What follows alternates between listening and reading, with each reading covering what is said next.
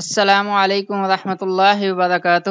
عیدین کے متعلق ایک سوال ہے، یعنی عید کے متعلق کہ عیدین کے موقع پر تکبیرات زائد میں ہاتھ اٹھانے چاہیے یا نہیں۔ قرآن و حدیث کی روشنی میں جواب دیں۔ نماز عیدین میں تکبیرات زائد میں ہاتھ اٹھانا کسی صحیح اور صریح روایت سے ثابت نہیں۔ ایک روایت میں حضرت عمر رضی اللہ تعالی عنہ کے متعلق بصراحت آیا ہے کہ وہ نماز جنازہ اور نماز عید میں ہر تکبیر کے وقت ہاتھ اٹھاتے تھے، لیکن یہ روایت ضعیف ہے۔ البتہ بعض علماء نے ایک صحیح روایت سے استنباط کیا ہے جس کے الفاظ ہیں کہ رسول اللہ صلی اللہ علیہ وسلم رکوع سے پہلے ہر تکبیر کے موقع پر ہاتھ اٹھاتے تھے۔ بہقی میں حدیث موجود ہے۔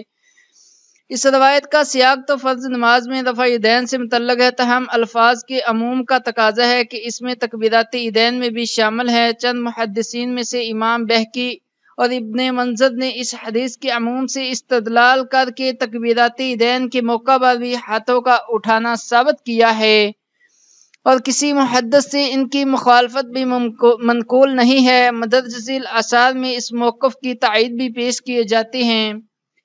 ابن جریر رحمہ اللہ کہتے ہیں، میں نے عطا بن ابی رباح رحمہ اللہ سے پوچھا، کیا امام نماز عید میں ہر تکبیر کے ساتھ رفع یدین کرے؟ انہوں نے جواب دیا کہ ہاں، وہ رفع یدین کرے اور لوگ بھی اس کے ساتھ ہی ہاتھ اٹھائیں۔ امام مالک رحمہ اللہ فرماتے ہیں کہ تکبیرات عیدین کے موقع پر ہاتھ اٹھانے چاہیے، اگرچہ میں نے اس کے متعلق کچھ نہیں سنا۔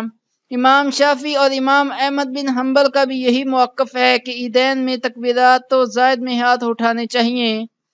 ان آثار سے معلوم ہوتا ہے کہ عیدین کی تکبیرات میں ہاتھ اٹھانے کا جواز ملتا ہے اور ہمارا رجحان بھی اسی طرف ہے، تاہم ایسے مسائل کو باہمی اختلاف کی بنیاد نہ قرار دیا جائے۔